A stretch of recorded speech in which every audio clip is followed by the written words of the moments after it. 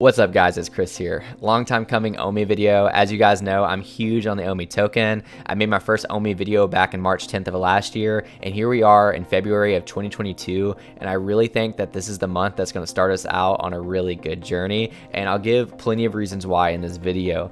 As always, nothing in my videos is financial advice. I'm actually going to start off the video listing a few cons. That way if you think, oh gosh, I need to scavenge some OMI right now, you can kind of see what some reasons that I'm not recommending you just to go buy right away. But overall, I just think we do not own enough OMI for the months and years to come, and I'd like to give a solid argument on why that is. If this type of content benefits you in any way, please consider hitting the subscribe button down below or the like button for the YouTube algorithms. It's completely free to you.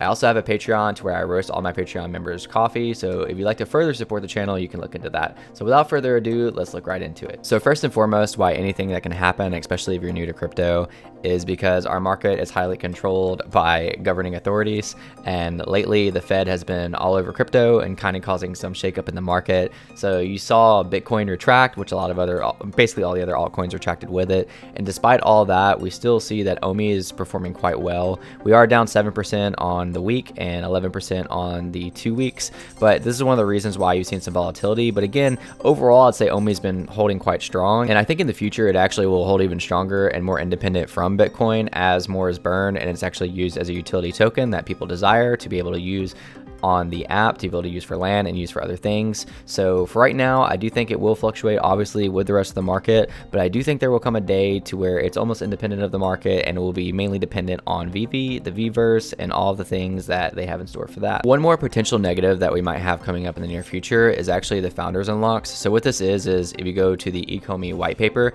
you'll see that there's a 24-month cliff invested at 25% quarterly, and I believe that time is actually February 11th. The last one was in August, and then the time before that was in May.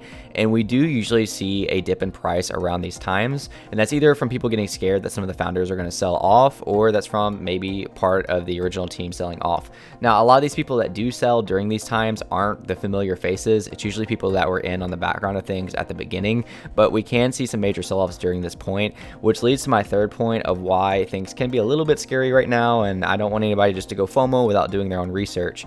But there are a lot of people who own a lot of the token. I mean, you can see it all in the white paper if you want to go read it. I have other videos on it, but basically there's several people who own over 1 billion OMI, and you know, you go look at the total supply, it says it's 750 billion. It's really not. 300 billion is locked up. A lot of it's already being burnt, which we're going to talk about later, and the circulating supply is actually significantly less than 581 billion. I think it's actually around 300 billion, so I'm not too sure on CoinGecko's numbers here, but these numbers aren't actually exactly what they look like. And a lot of people, when trying to determine price calculation, they'll go and they'll see the total supply being 750 billion, and then they'll try to calculate from there, and that's just not how it works with OMI, because not only is it deflationary, but people don't realize that they're locked up. They don't realize the staking utility that we're about to have. They just look at the total supply and then try to determine the price from there. So you're thinking, all right, Chris, I'm like 2 minutes into this video or however far in we are right now, and you're trying to tell me that I don't have enough OMI, yet you've only said negative things. I just wanted to be crystal clear at the beginning that anything can happen. You can watch this video, which I'm really excited about as far as February goes, and then we can wake up tomorrow or the next day and OMI can be down, and those are some of the reasons why it could be down. So let's look at the tremendous upside to this token, why myself and many other people are so bullish on it. First and foremost, let's look at that contract address. As you've heard in my other videos, we have finally migrated from a GoChain token to an ERC20 token, so we are now on the Ethereum network. What this means is that we are now open to more exchanges. I am placing my bet that we will see some new exchanges as soon as the next 2 weeks, which would put us around mid-February. But if not mid-February, I really think the month of February. And that's my absolute most conservative approach to that would be we'll see new exchanges by summer. With these new exchanges, that will actually solve one of my original problems with the token, which is that a lot of people own a lot of the volume. With these new exchanges, we'll have so many new people on board that might not have access to our current exchanges, or it might really be a headache for them. But especially if it's some bigger exchanges that get announced, more people will be able to buy OMI so easily, and the liquidity be spread out amongst holders, and it won't be as easily being manipulated. Again, I've talked about this in some of my other videos, but in case you don't know, we're actually getting an OMI staking program. Right now, we only have the V.1 version of it. This means that there's other versions that are going to be released, and we're not exactly sure when this is going to come out. But what this does is this officially gives utility to the OMI token. We're going to see that if you put certain amounts up, and I'm not going to go through this whole thing, you'll be able to do really awesome things through the Veve app, like rent collectibles. You'll be able to get additional points earned, which will be able to help you land drops better. You'll be able to burn NFTs for points, which I'm sure that some people are going to calculate this, and it's going to be another part of the game that's going to incorporate it, which is burning NFTs. And this is huge. You'll be able to do secondary market trading in OMI. So allowing OMI whales to come in and buy up collectible floors with their OMI, which I totally see happening in the near future. So we're finally getting some near future utility with it, with this staking program. I'm really excited for them to release the newer versions of it. Also in this process, we will see more OMI burns. Basically, you're allowed to fast track the process. So if you don't want to go through tier 1, tier 2, tier 3 to get to the third tier, you can actually fast track it and pay 2,500 of OMI, and that OMI gets burned. This is just one of the many new ways that OMI is going to get burned, and we haven't even got into potentially buying land in the Vverse with OMI and that getting burned, and everything else they can incorporate in the new tiers, because they're actually going to come out with more tiers. We just don't know exactly how those are going to look. Speaking of burns, that's another huge point of me making this video, is because it's so exciting. So if you're not familiar with Dan Lee, he's another amazing content creator who has been making Veve and Ecomi related content for a long time. He just made a video about this, so definitely go watch that video for even further breakdown of the burns and of the OMI token. But basically, when you buy something off of the Veve primary market, so a collectible, somebody who doesn't even care about OMI, that don't even care about crypto, can go buy something off the primary market. In the background, OMI is burned, to keep it simple.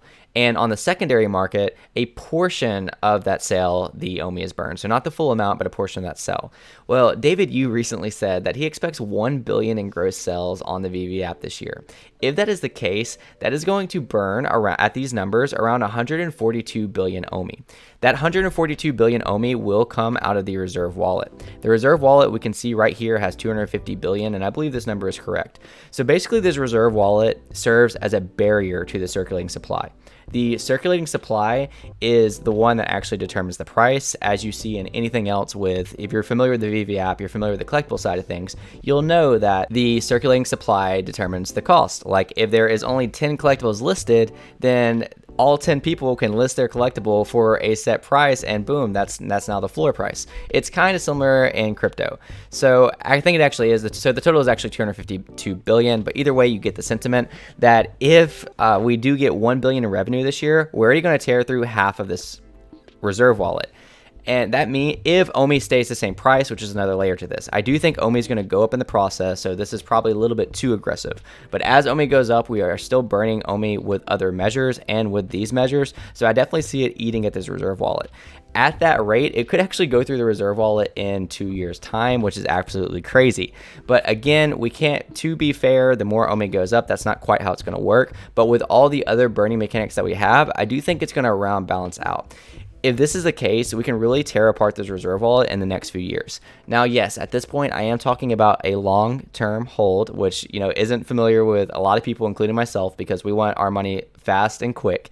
But after this reserve wallet is out of the way, everything will be eaten directly out of the circulating supply. And once it starts getting eaten out of the circulating supply, we'll see a massive price effect. Like the prices will change based on these burns now, and it's going to get crazy. This is where things really start to get nuts. So we already see that on Immutable X that we can actually list and buy things in OMI. Now, to my understanding, I'm not entirely sure if this OMI is actually burned through Immutable X like it is the Veve app, but either way, it's pretty cool and an extra layer of utility to it. From my understanding, during the last AMA, the team's goal for OMI, or one of their goals with OMI, is to be used as a third-party NFT token on other platforms. So yes, we're going to get speculative because that's what crypto is. Imagine that these platforms are Disney. We see that Disney is making their own metaverse. What if the OMI token is the crypto of that metaverse? And I know that's a stretch, but I mean, let's get to thinking, what if it's the utility token in some of the games that will be branching off of Veve? Or what if we get even bigger IPs? And of course, we have the infamous when Pokemon or if Pokemon. But I mean, for real, just think about that for a minute, because like anything is a possibility. We know they have Alfred Khan. I'm not even going to go all into that, but despite how awesome it would be to have Pokemon in the app, think about how awesome it would be to use Omi as a third-party token into things that are incorporated with Pokemon games or with any other game like that. Like, the possibility for this token just far exceeds why people are scared to buy in because of the large supply. Because to me, that large supply will not be so large in the upcoming years. In conclusion, after we get on new exchanges, after we finally get our utility, and after we start burning a ridiculous amount of the token, I think the sky is the limit, and that so-called large token supply that we see right now will not be so large in the upcoming years. Tell me what are your thoughts on this video, and what are your thoughts on the Omi token? What is your price prediction for the end of 2022? I would love to know your thoughts. Leave them down below in the comments, and I'll see you guys next time. Peace out.